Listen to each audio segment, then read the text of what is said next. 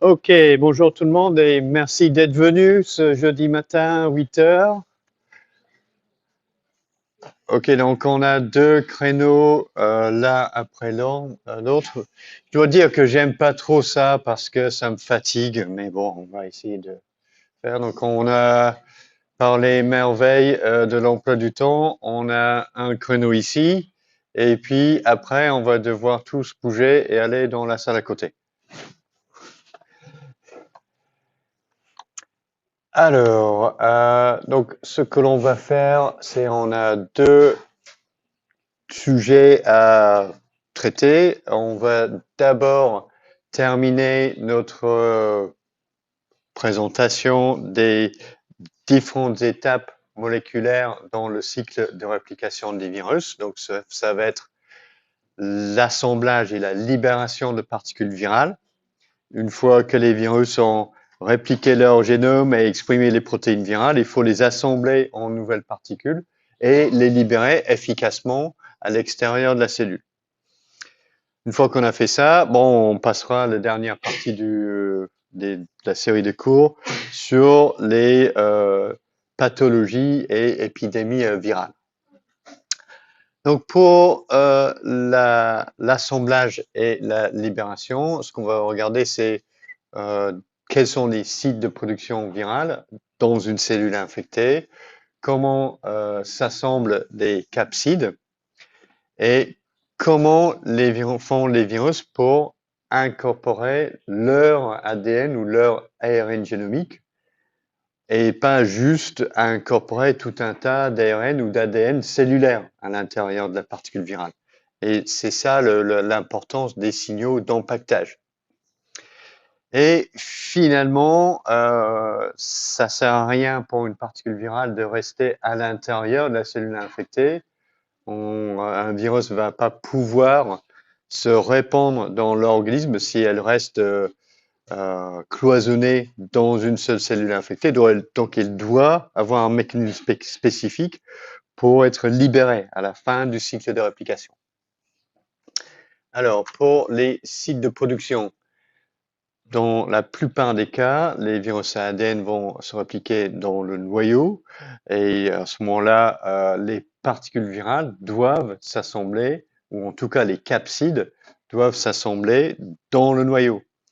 Et dans ce cas-là, ça veut dire que les protéines de capsides doivent être importées dans le noyau et doivent comporter un signal de localisation nucléaire, une séquence NLS.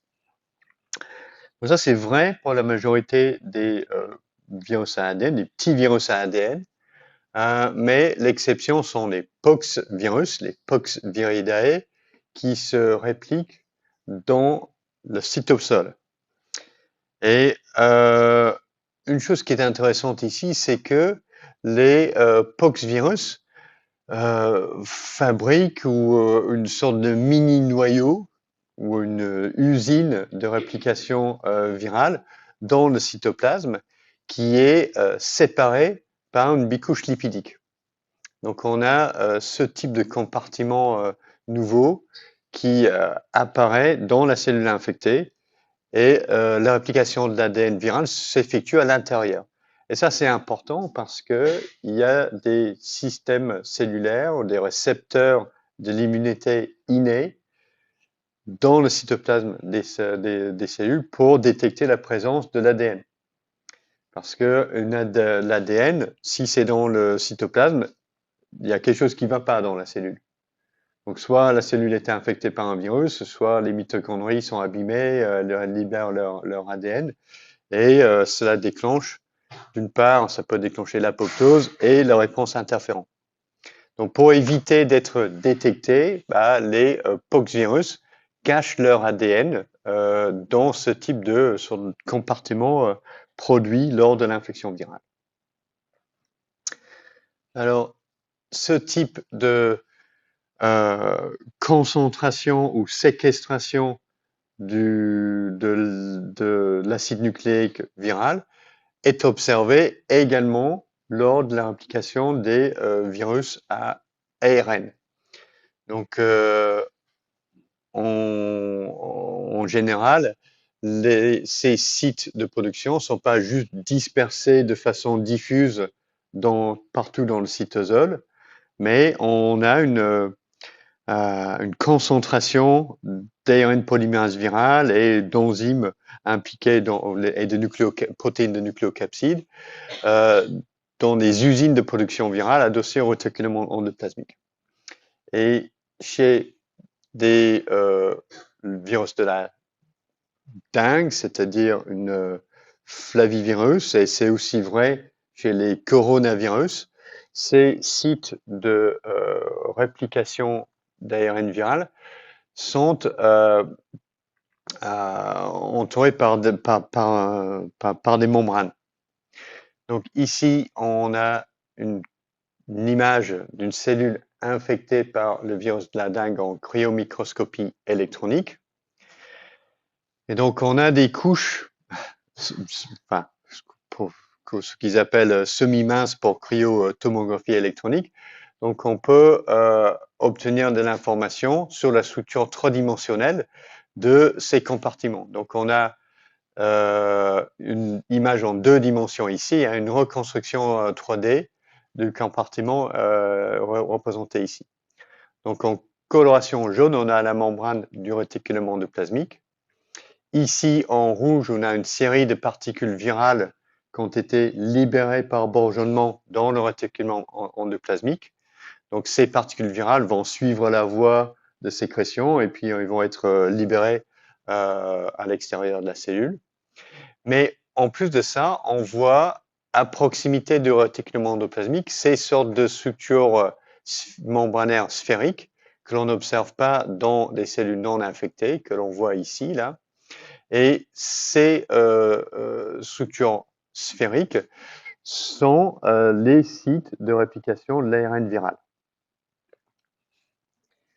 Et lorsqu'on regarde bien, elles sont une sorte d'invagination du réticulum endoplasmique et elles sont connectées au cytoplasme. Donc les nucléotides triphosphates, les substrats pour la réplication de l'ARN viral, peuvent rentrer dans ce compartiment-là. Donc l'ARN viral est répliqué ici. Et ensuite, mais c'est néanmoins comment dire, un petit peu isolé du reste du cytoplasme. Et le virus peut contrôler ce qui rentre, ce qui sort de cette petite zone de cytoplasme qui est séquestrée. Et donc ça nous donne une sorte de modèle de la réplication et l'assemblage des particules virales lors de l'infection par le virus de la dengue, où on a la réplication de l'ARN qui s'effectue ici dans ces compartiments-là, et on a une sorte de connexion ensuite entre l'ARN viral qui va être répliqué, qui va être réexporté par ce sorte de pore, et puis ensuite, tout de suite, encapsidé et puis encapsidé lors de la formation de nouvelles particules qui vont bourgeonner dans le réticulum endoplasmique.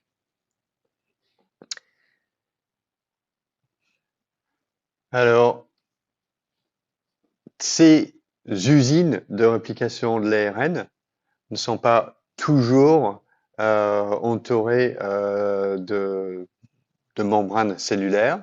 Des fois, on a un contact direct entre la concentration de l'ARN et de nucléocapsides virales et le cytosol. C'est le cas lors de l'infection par le virus de la rage, par exemple.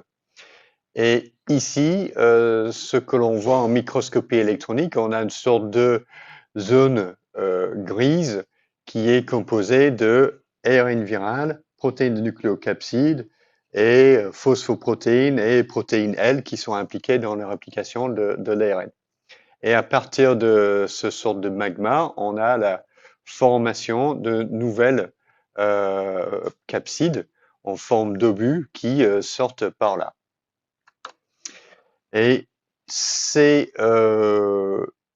sites de réplication virale sont parfois visibles en microscopie standard, avec une coloration par hématoxyline éosine sur des coupes de cerveau d'animaux ou de personnes infectées.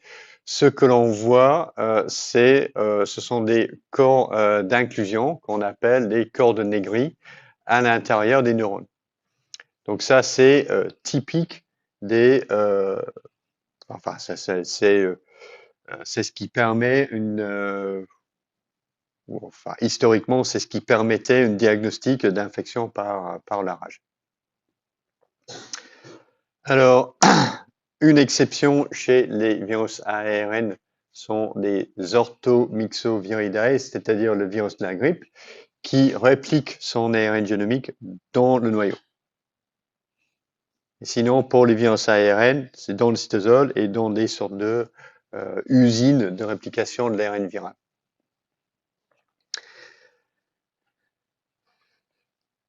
Alors,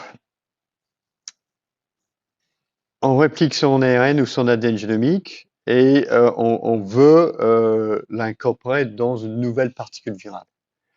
Et donc, comment on va faire ça?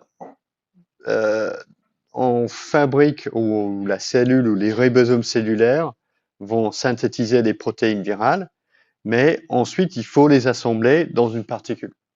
Et comment ça marche? Bon, bah, pour pas mal de virus, les protéines de capsid sont capables d'auto-assemblage. Donc, c'est-à-dire que si on les exprime de façon indépendante, on clone le gène ou les gènes de protéines de capsid dans un plasmide, on les fait exprimer par une cellule transfectée, bah, juste les protéines toutes seules vont être capables de s'assembler en capsid. Donc ça, c'est vrai pour les papillomavirus, les polyomavirus, les calicivirus. Et ça va permettre de produire des VLP, c'est-à-dire virus-like particles, des capsides vides. Très importante pour la production de vaccins, par exemple. Le vaccin contre les papillomavirus humains sont composés de capsides vides. Et c'est possible de le faire parce que la protéine L1 des papillomavirus est capable de s'auto-assembler. Alors, ça c'est vrai pour certains virus, mais pas pour tous. Donc, chez les herpesvirus, la capside s'assemble autour d'une protéine d'échafaudage, une protéine de charpente, qui est ensuite détruite. Et chez d'autres virus, les monomères de protéines de nucléocapsides vont s'assembler uniquement après une interaction avec l'ARN ou l'ADN viral. Et ça, c'est typiquement le cas pour les capsides à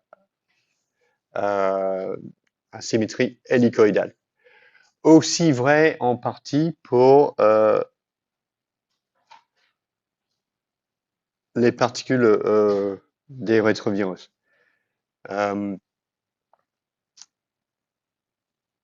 Oui, en partie. Alors, pour continuer un peu les familles que l'on a étudiées, par exemple chez les virus ARN, l'assemblage des particules virales chez les Picornaviridae, c'est quelque chose qui, comment j'avais mis ici là, c'est en grisé ici, c'est-à-dire que les protéines virales sont partiellement capables d'auto-assemblage.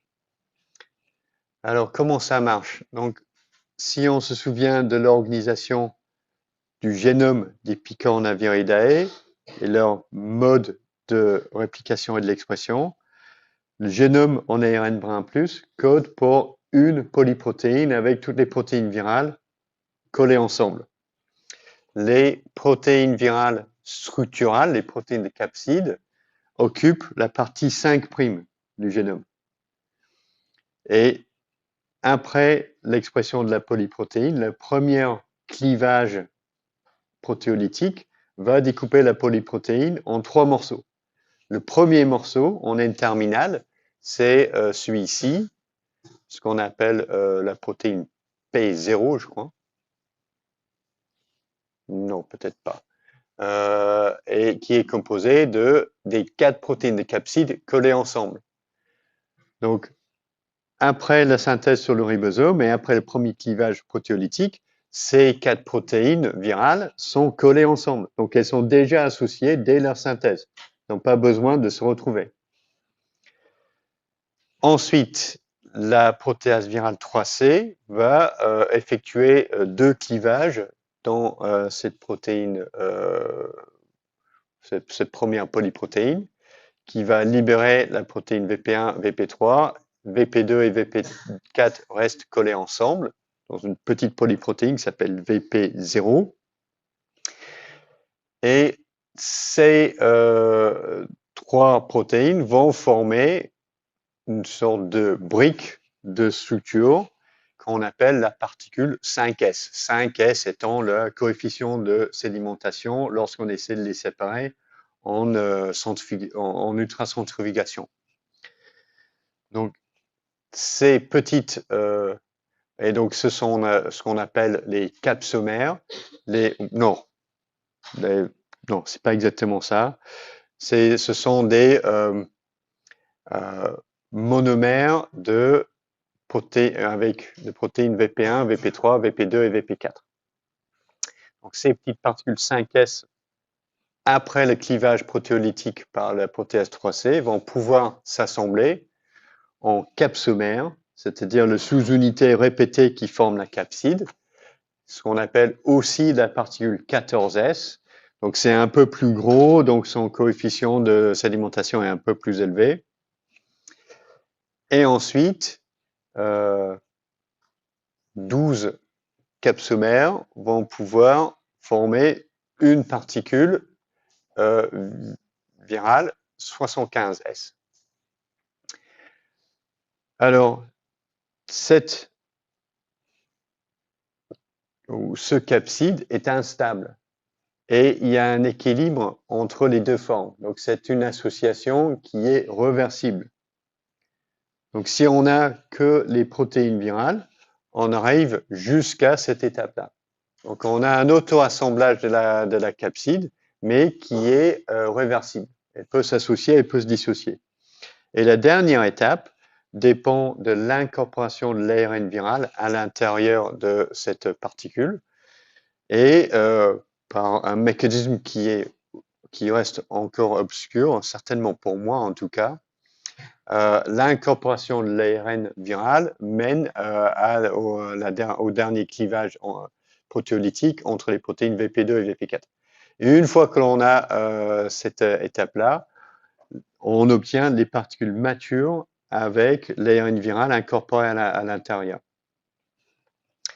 Donc on a un processus d'assemblage qui dépend de 3 choses, vraisemblablement. L'association des protéines virales, le clivage des protéines virales à des moments précis et l'incorporation de l'ARN viral. Et donc on ne forme pas une particule stable avant d'avoir incorporé de l'ARN à l'intérieur. Donc ça, c'est un mécanisme qui permet d'éviter de former une tonne de particules vides qui ne vont pas être infectieuses. Alors, donc ça c'est un exemple, puis cette capacité d'auto-assemblage des protéines de capside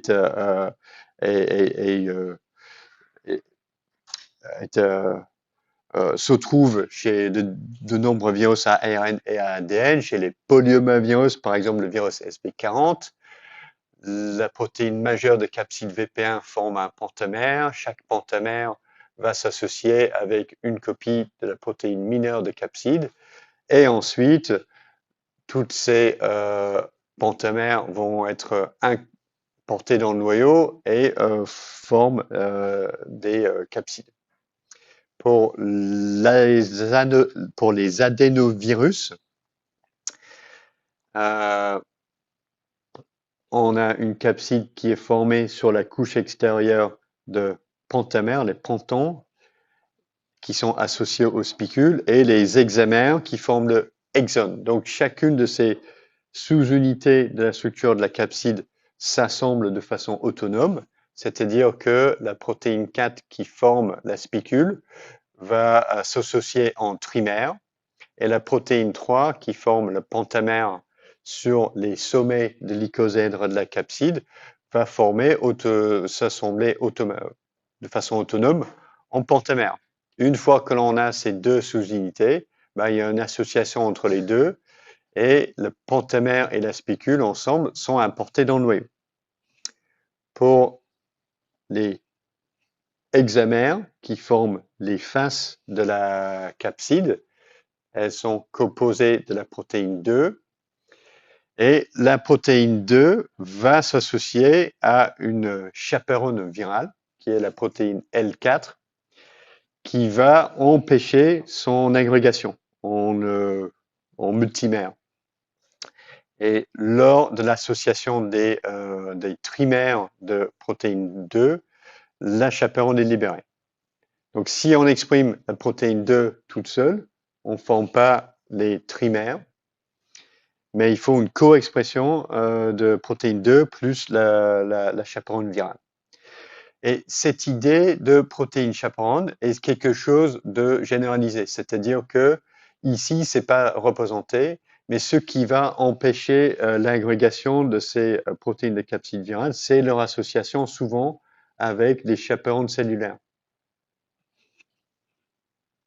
Donc, on dit que c'est une association autonome, mais c'est aussi c'est quelque chose qui implique les protéines chaperones cellulaires. Alors, chez les herpesvirus, la nucléocapside se forme initialement autour d'une protéine de charpente qui est la protéine VP22A chez le virus herpes simplex de type 1. Et la protéine VP22 va s'associer avec la protéine de portail et la protéine de capside majeure qui forment la nucléocapside. Donc, initialement, ce qui va se passer, c'est que la formation de la capside va se démarrer avec le portail, c'est par lequel l'ADN viral rentre et sort de la capside. Et c'est la protéine de la charpente ou d'échafaudage qui permet la multimérisation. Donc petit à petit, on va rajouter les monomères ou plutôt les sous-unités de protéine VP5. Et ça va nous donner une capside, mais dont l'intérieur est composé de la protéine VP22. Donc pour l'enlever, ensuite, il y a un clivage protéolytique qui va dégrader la protéine 22A, VP22, et ensuite, les peptides vont sortir par ce portail. Et finalement, l'ADN viral rentre par le portail pour donner les capsides matures. Donc ça, c'est un processus qui se trouve chez tous les herpesvirus et aussi chez les bactériophages, la famille des codovirales. Donc ça, c'est quelque chose qui suggère très fortement qu'il y a un lien phylogénétique entre ces virus à ADN chez les eucaryotes et une grande famille de bactériophages à ADN chez les bactéries.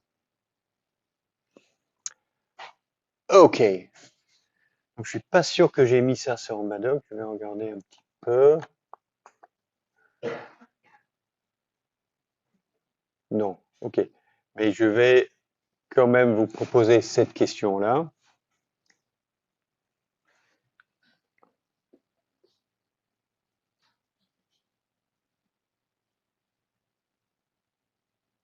Ah non, en fait.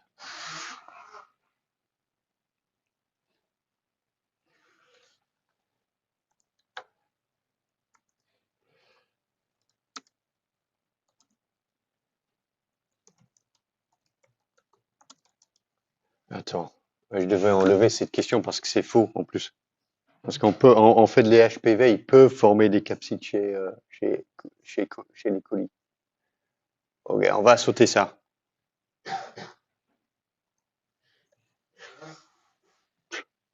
Ouais, j'aurais dû enlever ça.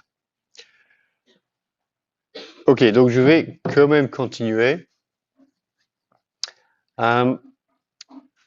Donc, les protéines de capsides chez les virus, souvent, sont capables de s'auto-assembler et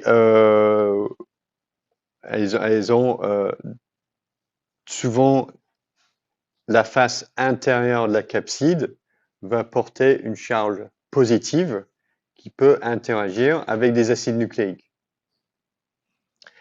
Donc la question ou le problème pour les virus, c'est que pour former des particules virales infectieuses, il faut incorporer l'acide nucléique viral, le génome viral, et exclure des acides nucléiques cellulaires. Et ça, c'est pas simple parce que pour les virus à ARN qui se répliquent dans le cytosol est plein d'ARN cellulaire. Pour les virus à ADN qui se répliquent dans le noyau, c'est plein d'ADN cellulaire. Donc, il faut avoir un moyen d'incorporer spécifiquement l'ARN ou l'ADN viral. Et souvent, le génome viral va porter une séquence d'empaquetage qui va former soit une structure secondaire spécifique qui s'associe avec la nucléocapside virale, ou alors ce sont des motifs de séquences spécifiques qui, pareil, vont pouvoir être incorporés spécifiquement dans les nucléocapsides. Donc ça, c'est vrai pour certains virus, mais ce n'est pas le cas chez tous. Donc, comment ils font les virus pour impacter le bon acide nucléique en l'absence d'une séquence d'empaquetage psi. Et on verra que les génomes segmentés posent un problème spécifique.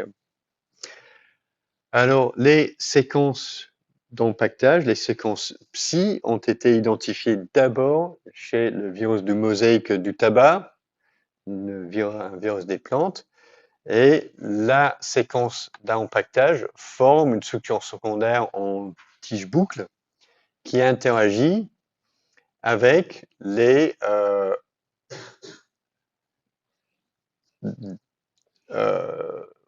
disques formés par la protéine de nucléocapside. Donc l'association entre ces anneaux de protéines de nucléocapside et la séquence d'empaquetage va décaler les deux anneaux de protéines de nucléocapside. Ça va créer une nouvelle face pour l'ajout de monomères. Et puis, on va petit à petit former la protéine, former la nucléocapside en ajoutant des monomères de protéines en colimaçon. Donc, c'est l'interaction entre l'acide nucléique viral et les anneaux de protéines nucléocapsides qui va déclencher la formation de la nucléocapside hélicoïdale.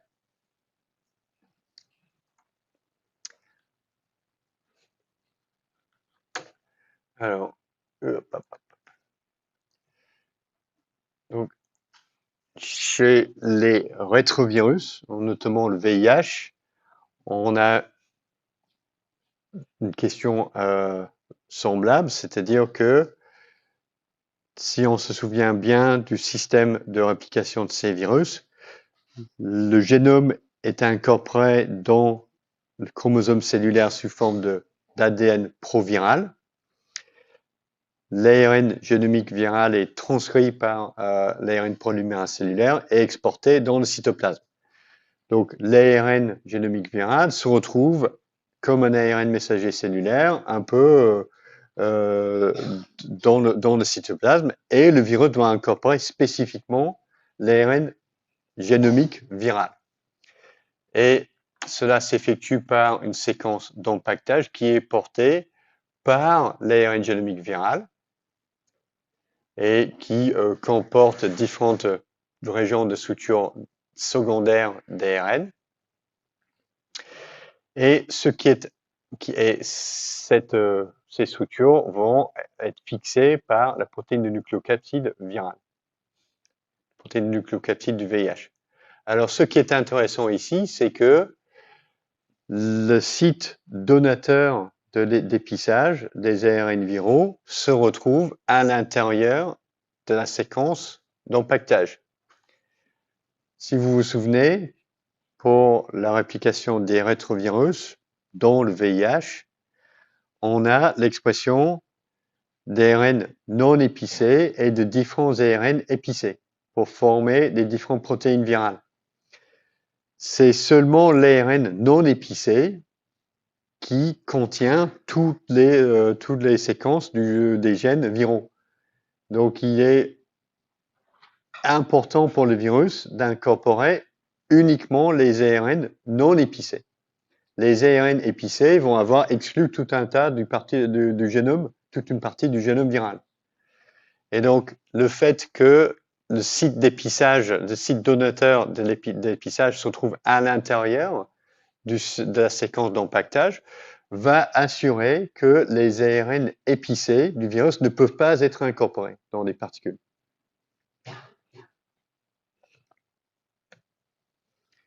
Alors, chez les virus à ADN, donc on a également les séquences d'empaquetage. Donc, chez les adénovirus, on a identifié les sites d'empaquetage vers l'extrémité de l'ADN viral. Donc, si vous vous souvenez, chez les adénovirus, chaque extrémité est composée de séquences répétées terminales inversées. Et sur l'extrémité 5' du génome, le premier gène qui est codé, c'est le gène E1A. Alors, les séquences d'empaquetage se retrouvent entre l'ITR et le cadre ouvert de lecture du gène E1A. Et les protéines, d'ailleurs, la protéine L4 et 4A2 se fixent sur ces séquences-là et les incorporent dans la protéine, dans la capside virale. Mais il n'y a pas d'interaction directe entre l'ADN viral et les protéines de capside. Chez les polyomavirus, là, je suis un petit peu dubitatif pour ça, mais en tout cas, ce qui est proposé, c'est que le facteur de transcription cellulaire SP1 va se fixer sur les sites de liaison dans l'ADN génomique viral, dans la région non codante. Et la protéine SP1 va se fixer sur les protéines VP2, VP3 qui sont incorporées, qui font partie de la capside.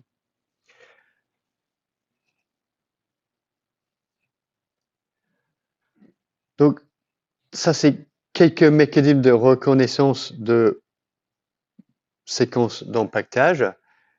Et on a cherché des mécanismes semblables pour à peu près tous les virus, y compris les Picornaviridae, comme le virus de la poliomyélite. Mais malgré plusieurs années de recherche, personne n'a jamais trouvé de séquence d'empaquetage chez les,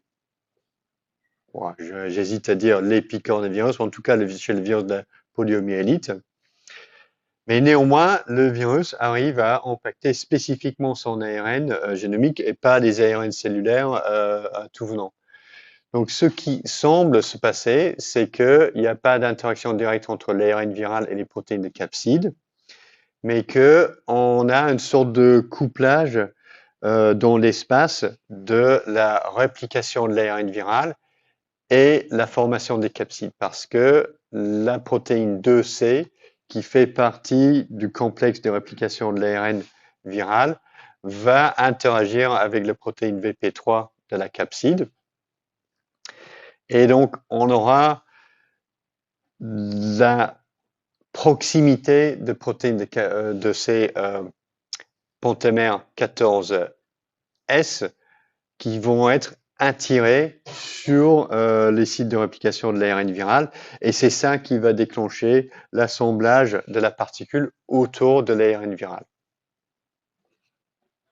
Parce que l'ARN qui se trouve là, c'est l'ARN viral qui vient d'être synthétisé. mais pas de séquence d'empaquetage spécifique chez les picornavirus ni chez les flavivirus.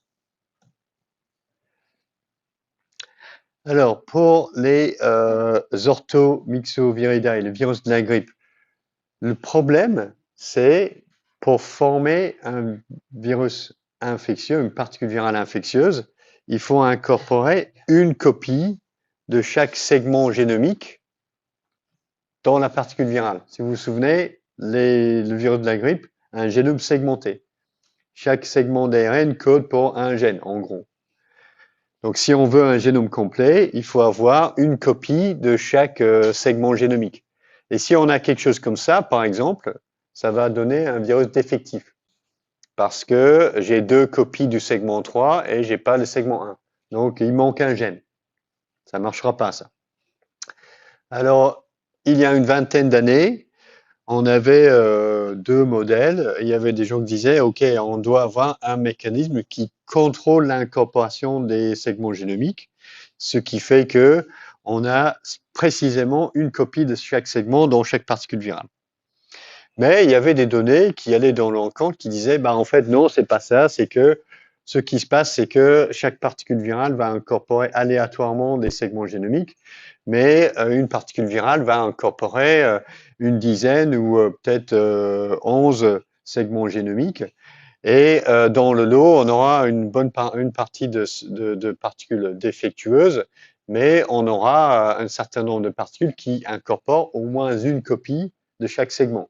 Donc, ces particules-là vont avoir tous les gènes viraux nécessaires. Donc, il y a une vingtaine d'années, c'était ça la discussion. Et une réponse définitive a été apportée par des études de cryomicroscopie électronique pour essayer de répondre à cette question-là. OK, donc est-ce que j'ai réellement 8 segments par particule virale ou est-ce que j'en ai plus? Et donc, on a pris des images en cryomicroscopie électronique de particules virales au cours de leur libération à la membrane plasmique des cellules infectées.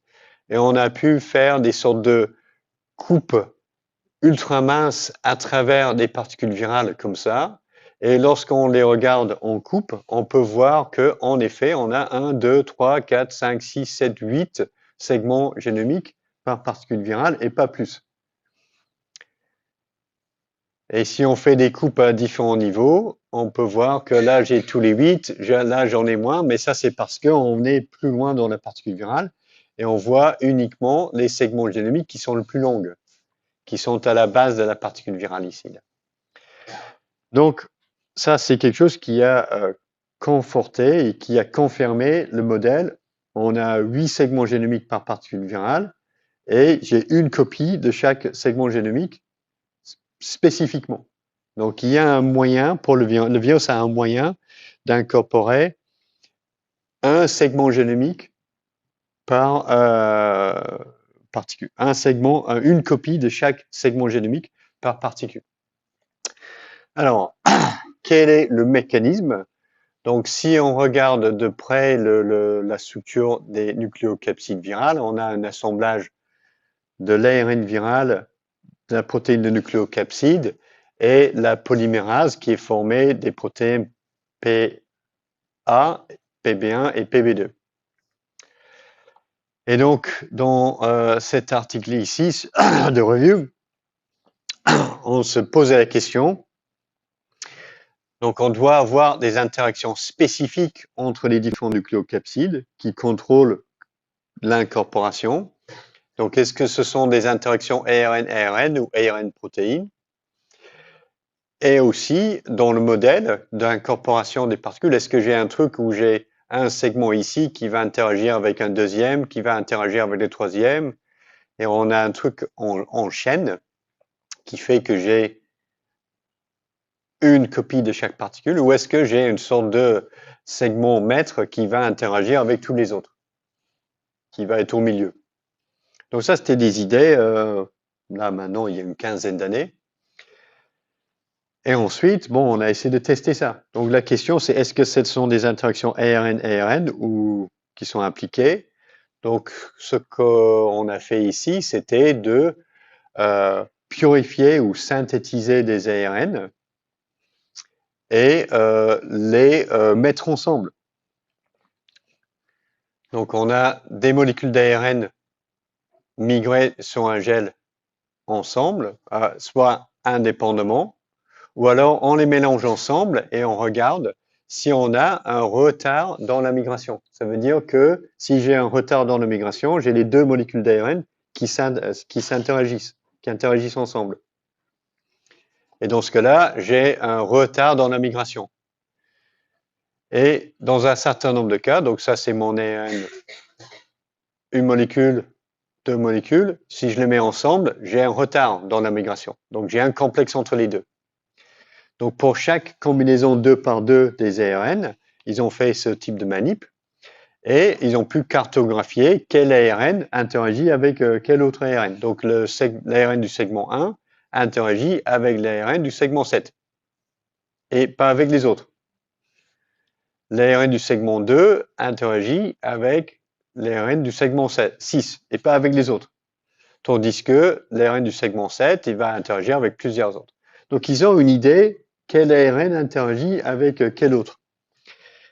D'autre côté, ils ont ce type de données de cryotomographie électronique et chacune de ces sortes de racines là qui tombent, c'est un segment d'ARN génomique, c'est une nucléocapside, et les segments sont numérotés 1 à 8 en fonction de leur taille.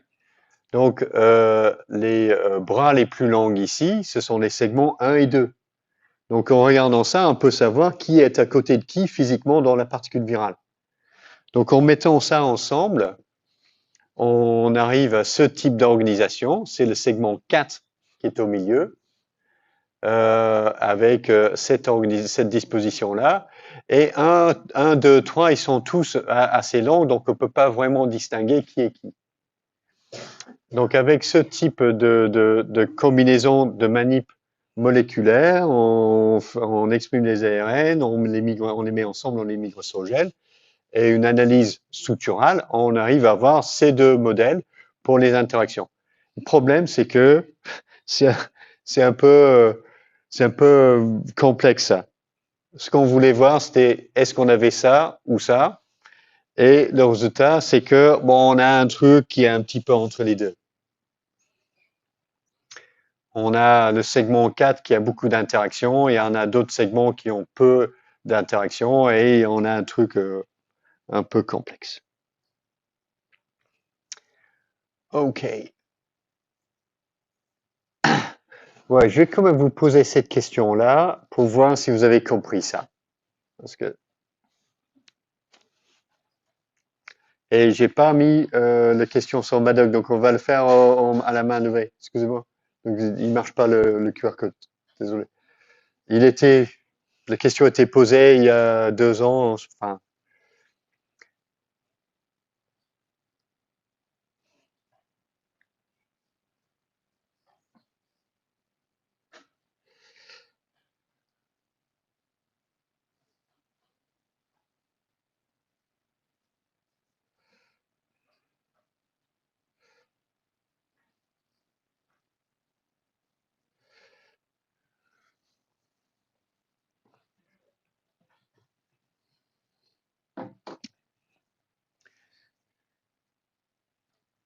OK, tout le monde est prêt?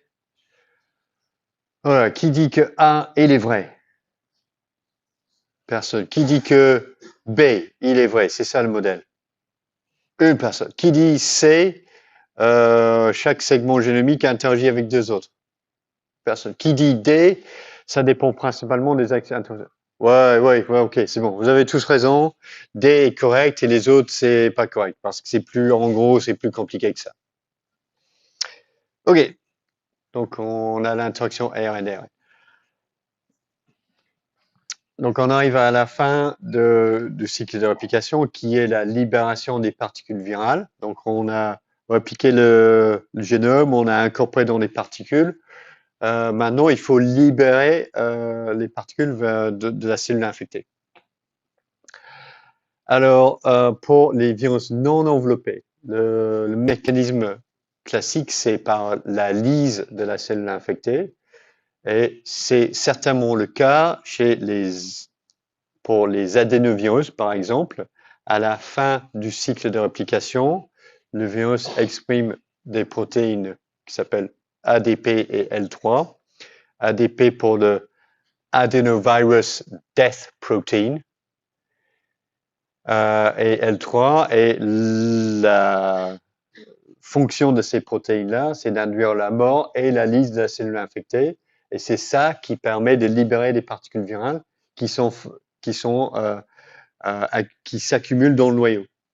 Et c'est la lyse de la cellule infectée qui permet la libération de ces particules virales. Alors, ce n'est pas le cas pour tous les virus non enveloppés, notamment pour les Picornaviridae, ou en tout cas le virus de la poliomyélite. On a une sorte de sécrétion de particules virales via un contournement du mécanisme de l'autophagie. Donc, les particules virales vont être formées dans le cytoplasme, dans ces usines de production de particules virales, et elles sont incorporées dans les autophagosomes, mais au lieu d'une maturation qui va les emmener vers les lysosomes, il y a un détournement du système avec une fusion de cette autophagosome avec la membrane plasmique qui va permettre la libération des particules virales. Alors, la sécrétion des particules virales est quelque chose que l'on observe également chez les virus enveloppés qui vont tous être libérés par bourgeonnement à une membrane cellulaire. Donc, ce n'est pas forcément la membrane plasmique. Pour beaucoup de virus enveloppés, le bourgeonnement se fait dans le réticulum endoplasmique et ensuite des particules sont sécrétées. Et le bourgeonnement, c'est-à-dire l'extrusion de particules virales sur une membrane cellulaire, dépend de différentes protéines virales. Donc, chez les alphavirus, donc l'alphavirus, un exemple, c'est... Ah, j'ai oublié. Snoopy's virus. Ah, je pense que c'est... Oui, c'est le chikungunya, c'est un alphavirus, maintenant que je me souviens bien.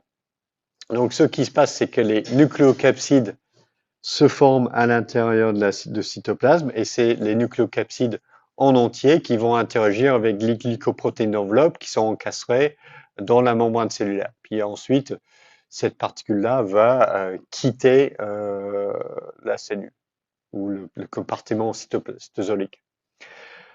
Pour les rétrovirus, ce sont les protéines de matrice et de capsides qui sont essentielles pour le bourgeonnement, même en l'absence de glycoprotéine virale. Si on exprime la protéine de matrice et la protéine de capside ensemble, les polyprotéines GAG, bah, ça permet de libérer des particules par bourgeonnement. Pas besoin de la glycoprotéine virale.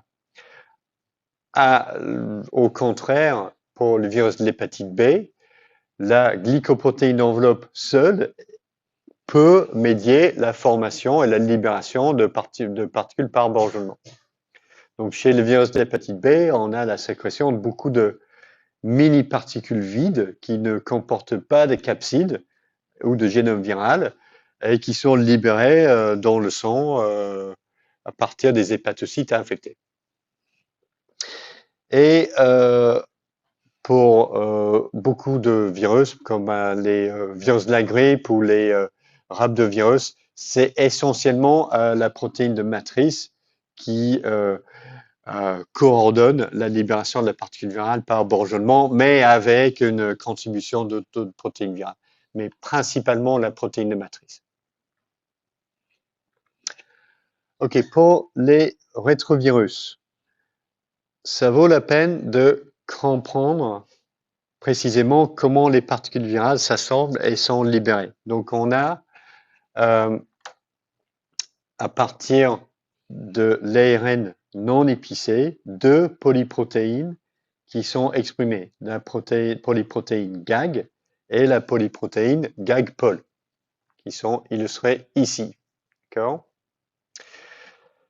Et la polyprotéine GAG est composée de protéines de matrice, de capsides, de nucléocapsides et d'une petite protéine en C-terminal qui s'appelle la protéine P6. La protéine GAG-POL est composée de matrice, capside, nucléocapside et au lieu de la P6, on a la lecture des enzymes protéases, transcriptase inverse et l'intégrase. En gros, on a 20 fois plus de GAG que de GAG-POL. Et la matrice ou l'extrémité N-terminale de la matrice est modifiée par une myristylation. Donc la myristylation permet d'associer la protéine de matrice au feuillet interne de la membrane plasmique de la cellule infectée. C'est pour ça que les polyprotéines GAG et GAG-POL vont s'accumuler à la face interne de la membrane plasmique grâce à la myristylation. Donc on a l'accumulation de polyprotéines GAG et de GAG-POL ici. La partie nucléocapside va s'associer avec l'ARN génomique viral et principalement via les interactions avec la séquence d'empaquetage. Et petit à petit, on a la formation d'une particule, d'un bourgeon à la surface de la cellule infectée qui finalement sera libéré. Et à la fin du processus, l'accumulation de protéines de GAG et de GAG-POL à l'intérieur d'une particule qui est libérée va activer l'activité de la protéase qui va cliver les différentes protéines dans leur qui va cliver les polyprotéines GAG et GAG-POL en leurs constituantes matrice, capside, etc. Alors, le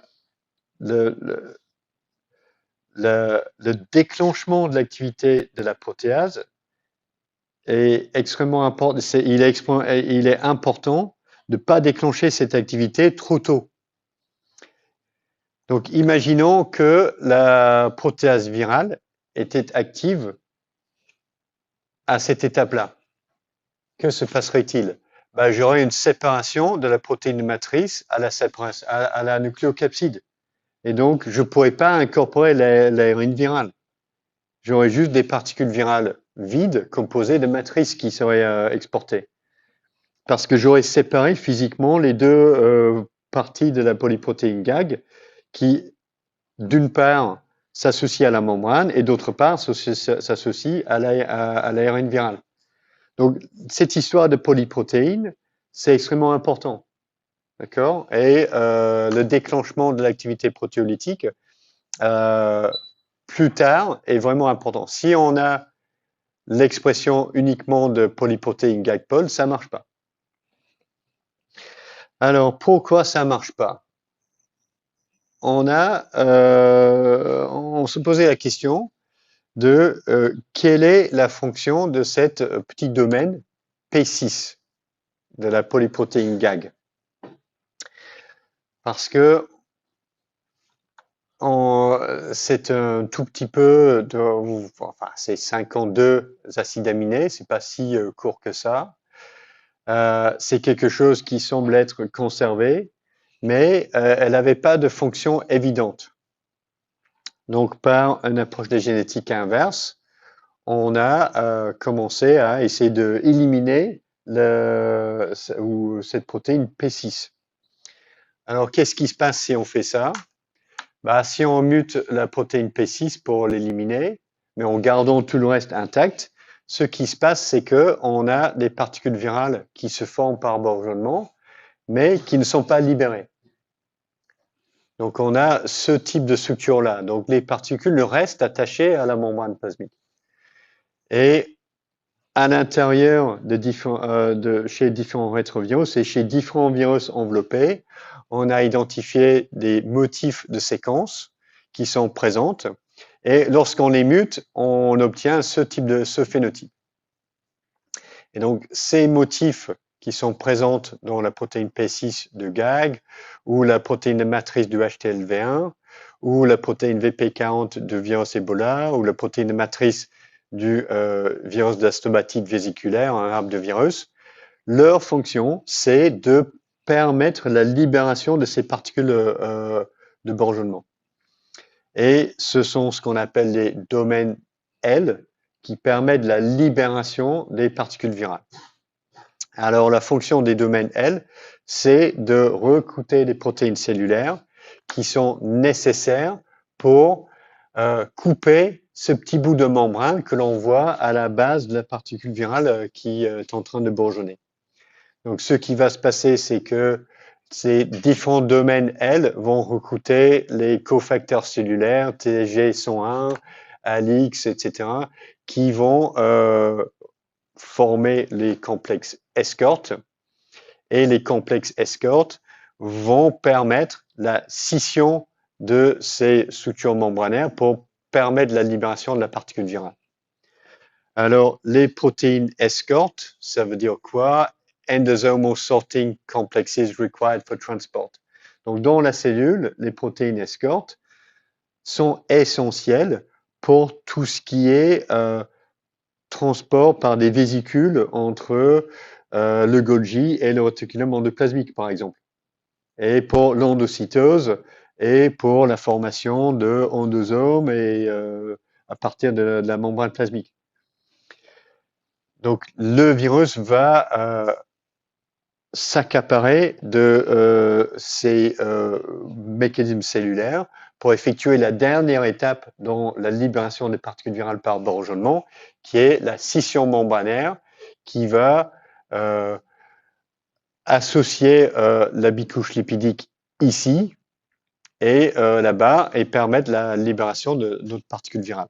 Donc, cette étape-là, c'est l'inverse de la fusion membranaire qui se passe au cours de l'entrée des virus enveloppés. Donc, la fonction des domaines L, chez les virus enveloppés, c'est de permettre cette libération efficace de particules bourgeonnées. Donc, c'est un petit peu comme l'inverse de la fusion.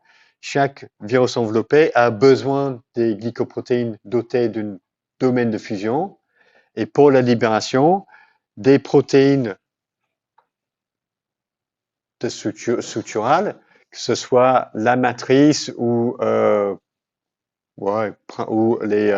principalement les protéines de matrice ou différentes protéines associées à la capside virale, doivent être dotées de cette fonction de recrutement des protéines cellulaires des complexes escort. Alors, une autre chose liée à la libération des particules virales enveloppées, c'est que c'est pas un truc aléatoire sur toutes les surfaces de la cellule. Souvent, on a un bourgeonnement préférentiellement à un endroit de la cellule infectée. Donc, chez les cellules épithéliales, on a souvent un bourgeonnement préférentiellement au pôle apical. Pour le VIH, lors du contact entre un lymphocyte T infecté et une cellule présentatrice de l'antigène, les particules virales vont être libérées préférentiellement à la zone de contact entre les deux cellules. Donc, c'est ce qu'on appelle une sorte de synapse infectieuse, en quelque sorte.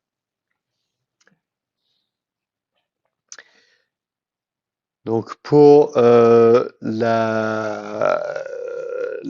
libération préférentiellement vers la membrane apicale, pour le virus de la grippe, les protéines et glycoprotéines virales sont ciblées préférentiellement vers le pôle apical.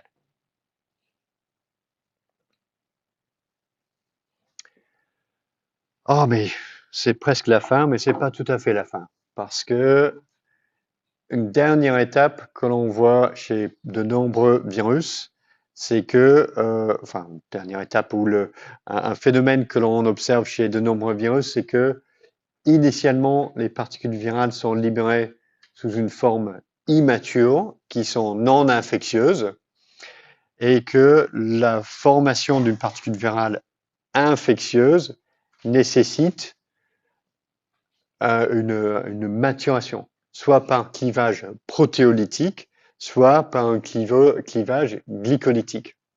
Donc, par exemple, pour le VIH et les autres rétrovirus, les particules virales sont initialement libérées sous forme avec les polyprotéines GAG et GAG-POL encore toutes ensemble.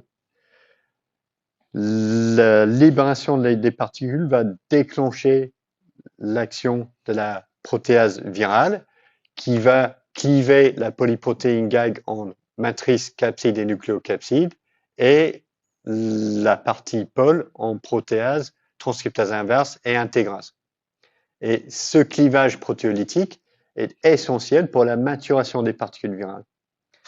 Si on inhibe cette activité protéolytique par des molécules ou par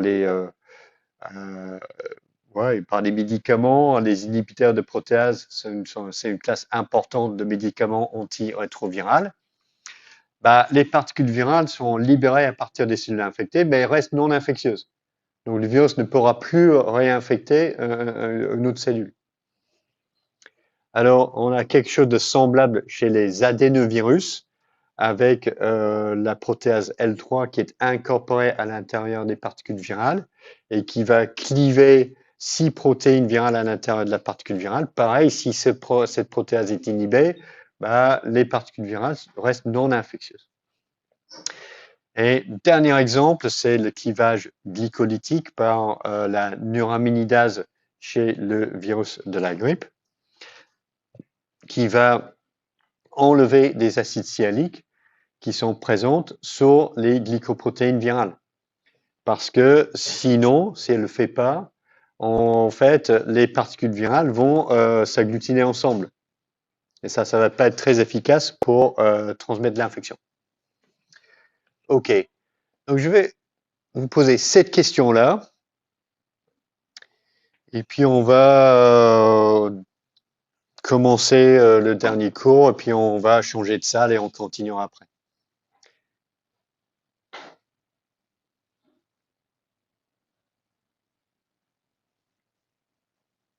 Pareil, le QR code, il ne marchera pas. Excuse-moi. Il me semble.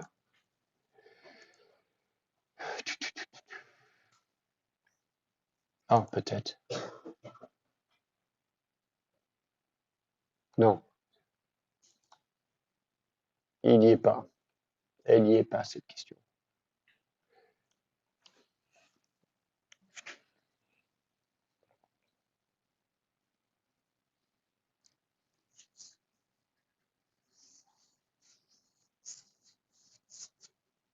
Tout le monde a réfléchi à ça?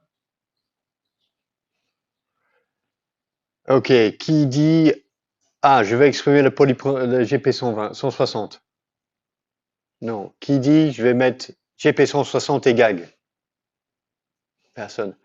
Qui dit je vais mettre GP 160 et GAG-POL? Une personne. Qui dit je vais mettre GP 160, GAG et GAG-POL? La plupart des gens. La réponse, moi je pense la vraie réponse est B. Parce qu'on n'a pas dit qu'on voulait des particules virales infectieuses ici. Donc GAG-POL, elle est importante pour la maturation de la particule virale. D'accord? Pour l'activité protéase. Mais pour former des particules qui sont libérées, on a besoin de GAG. Donc GAG et GP120 tout seul, ça va donner des particules qui vont être libérées. Parce que j'ai le domaine P6 qui est nécessaire pour recruter le complexe escorte. Mais cette particule-là, elle sera non infectieuse. Mais elle pourrait fonctionner pour mon projet de développement de vaccin. Parce que j'ai la glycoprotéine d'enveloppe et j'ai une particule qui va être libérée. Donc, j'ai pas besoin de la gag-pole pour la libération de la particule virale. D'accord? C'était ça le but de cette question. Ok, donc ça c'était l'assemblage et la libération.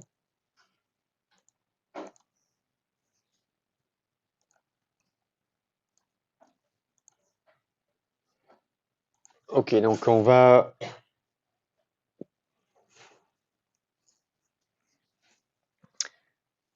passer le reste de notre temps sur les pathologies et les épidémies virales. Je pense que ça ira. Là, on peut avoir 1h30 à peu près. Donc, peut-être juste là, je vais faire quelques rappels sur les généralités des infections virales et leurs pathologies, aussi des rappels sur l'épidémiologie des maladies infectieuses. Ensuite, je vais passer quelques questions que moi je trouve intéressantes. Qu'est-ce que c'est qu'un sérotype d'un virus? C'est lié au phénomène de neutralisation par des anticorps. Et pourquoi les sérotypes sont importants? C'est ce qui détermine si on peut être réinfecté par un virus ou pas, par le même espèce de virus ou pas. Ça va être important pour la conception de vaccins. Et on va regarder un petit peu un exemple qui est d'ailleurs très problématique. C'est la vaccination contre le virus de la poliomyélite. Comment sont fabriqués les vaccins? Quels sont leurs problèmes et qu'est-ce que cela implique pour la campagne d'éradication totale de cette infection et ce virus? La notion de neutralisation et de dérive et saut antigénique, c'est très important aussi pour comprendre les infections à répétition par le virus de la grippe et aussi l'apparition de nouvelles souches dangereuses de virus de la grippe. Et l'origine de ces nouveaux virus va nous conduire à une sorte de discussion générale sur les zoonoses et les virus hautement pathogènes. Donc c'est pas ça c'est ça le sujet. Donc juste pour quelques rappels sur les infections virales, n'importe quel virus doit commencer par infecter une cellule de l'hôte et la plupart du temps, il s'agit d'une cellule épithéliale ou muqueuse. Donc c'est ça la porte d'entrée principale de la plupart des infections virales. Donc ces muqueuses peuvent être gastro-intestinales, respiratoires ou génitales. Et la voie d'infection, c'est soit par voie orale, chez les rotavirus, le virus de la poliomyélite par exemple, par inhalation, donc pour tous les virus qui ont une mode de transmission par voie respiratoire, le virus de la grippe, les rhinovirus, la rougeole, le SARS-CoV-2, voie respiratoire, et muqueuse génitale, tous les virus qui sont transmis par voie sexuelle. Le VIH, les papillomavirus et le virus de l'hépatite B, transmissible par voie sexuelle. Alors la peau est constituée de cellules kératinisées qui sont mortes. Donc la couche cornée de la peau est relativement réfractaire à l'infection virale. Parce qu'un virus a besoin d'infecter une cellule vivante pour se répliquer. Donc l'infection directe à la surface de la peau est relativement rare. Donc, mais par exemple, il y a certains poxvirus qui peuvent s'infecter ou nous infecter directement par la peau. L'infection chez les enfants, on a des sortes de petites papules sur la peau qui sont totalement anodines. C'est un poxvirus qui fait ça. Il y a un grand nombre de papillomavirus humains qui se répliquent dans la peau. On pense que c'est plutôt dans les cellules épithéliales, dans les différentes, dans les follicules pileuses ou dans les glandes sébacées qui vont être infectées. Mais néanmoins, on a des infections sur la peau ou juste avec une sorte de micro-abrasion ici qui permet peut-être l'entrée du virus sur les couches basales de l'épithélium. La plupart des infections qui commencent sur un site cutané, par contre, sont plutôt injectées par les vecteurs, soit les moustiques, soit les tiques. Donc les vecteurs vont nous piquer et vont injecter le virus sous la peau. Et les premières infections vont être dans la zone sous-cutanée. Alors, une autre route d'infection, c'est transmission par voie sanguine, donc par grand classique, VIH, hépatite B, hépatite C, aussi l'utilisation de drogues injectables est un peu moins fréquente, mais néanmoins quelque chose qui existe, c'est la transmission de virus latents lors des greffes d'organes ou lors de la greffe de cellules souches hématopoïétiques. Donc, c'est pas un mode de transmission naturel pour ces virus, mais c'est un mode de transmission iatrogénique, mais qui pose des problèmes de prise en charge de ces patients parce que avec la greffe d'organes, on va mettre des gens sous traitement immunosuppresseur et les gens sous traitement immunosuppresseur vont avoir du mal à monter une réponse antivirale. Donc, on peut avoir une réactivation de ces infections virales chez le greffé et qui vont être difficiles à contrôler.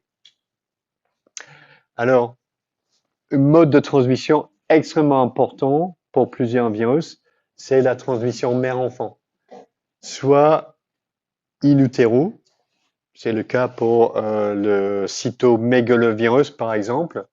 Il peut infecter le fœtus chez la femme enceinte si la mère attrape une primo-infection pendant sa grossesse.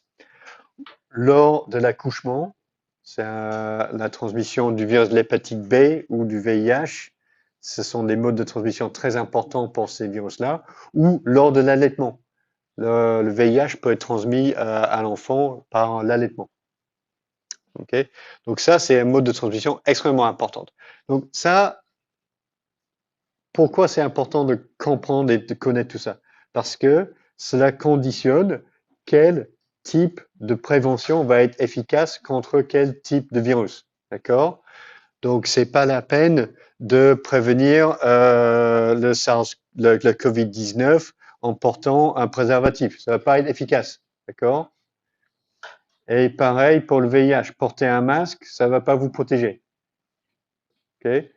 Donc, connaître le mode de transmission, cela va déterminer quelle stratégie on va employer pour prévenir et juguler les épidémies.